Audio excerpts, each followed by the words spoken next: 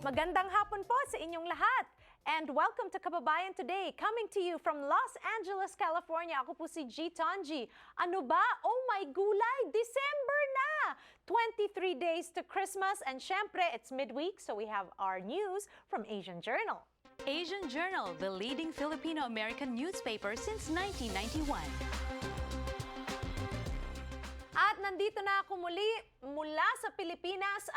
Gusto ko magpasalamat kay Albert Bataclan na sumama sa'yo. Na-miss kita. Oo nga, kumusta na yung biyahe mo doon? Ay nako, grabe ang traffic. December na talaga sa Maynila. I spent 26 hours in the car alone in a span of 6 days. Oh, okay. I hope that wasn't one day. No, not one whole day, but the accumulated time, no? But simulan na po natin ang ating mga balita ngayong araw na ito. At ito po ang ating mga balita mula sa Asian Journal. Joseph Scott Pemberton, the U.S. Marine Private First Class, was found guilty of murder for the death of Filipino transgender Jennifer Laude on October 2014. He was sentenced for 6 to 12 years in prison. The 20-year-old Marine will remain at Camp Aguinaldo, guarded by the Philippine National Police and Bureau of Corrections personnel until his appeal against the verdict and sentence is decided with finality by Philippine courts. Pemberton, who was on a break after taking part in joint military exercises in Subic Bay, strangled Laude to death in the hotel room in Olongapo City after finding out she was biologically male.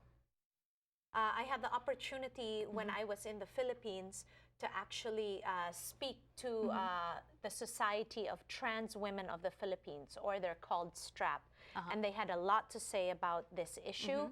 Some are happy at the outcome, but from what I've read, hindi pa rin sapat para sa pamilya ni Jennifer ang hatol kay Pemberton. That's right. That's mostly what the comments are, na parang masyadong light yata for murders, just several years. You know, so parang tingnan natin kung ano pang magta-transpire at may appeal pa sila. So. Okay, moving on to our second story from Asian Journal. Yes, a division of the Commission on Elections, or COMELEC, has disqualified Senator Grace Poe from joining the 2016 presidential race, citing her failure to meet residency and citizenship requirements.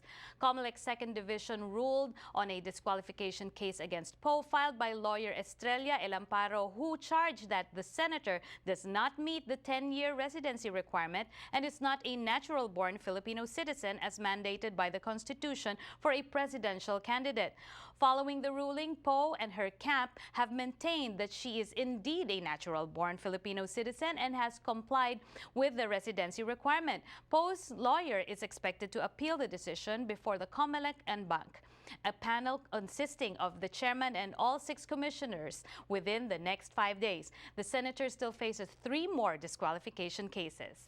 Alam mo, sa tingin ko kasi malakas talaga ang hatak ni Senator Grace Poe, kaya maraming against na lumaban siya bilang to run for president. But she's very green, I feel, personally. Yeah. Bata pa siya. Diba? And isn't it ironic kung sino yung nagli-lead? They want to pull them down, diba? We are long being accused of crab mentality, and this is it. Well, I think kahit saan naman political arena, parang ganun because people want to win. Diba? If you want to see the timeline, a complete detailed timeline, I suggest go to Rappler.com. You can see the timeline of Senator Poe when she was in the country, when she left, para talagang makita ninyo for yourselves kung ano yung pinaglalaban ng mga tao. Okay, on to the visa waiver story. The White House announced changes to a visa waiver program aimed at securely screening migrants from 38 nations not required to get visas before traveling to the U.S. The White House says that in light of the deadly Paris terror attacks in November, the Department of Homeland Security will now gather more information from travelers about international travel, particularly to Syria and Iraq. The federal changes were announced as the White House faces criticism and pushback from lawmakers in Congress against President Barack Obama's plans to welcome an additional 10,000 Syrian refugees over the next fiscal year. Each year, about 20 million visitors use the program, which allows them to stay 90 days. The Philippines is not part of the waiver program.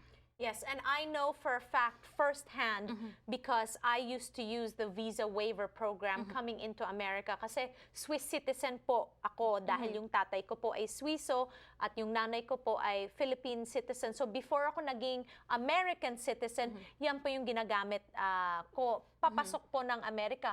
And it's very convenient because hindi mo nga kailangan ng visa. So it's very lenient.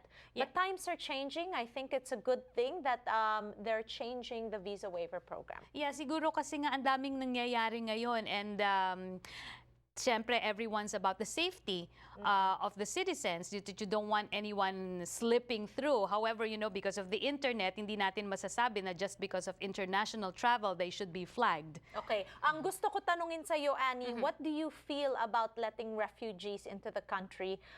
A lot of people are against it because yun na nga kung anong nangyari sa Paris. Pero will we close down our doors to refugees? If you ask my personal opinion, I would say that this has always been the land of milk and honey, the land of opportunity. And this is a big country, you know, but the thing is that we should screen them.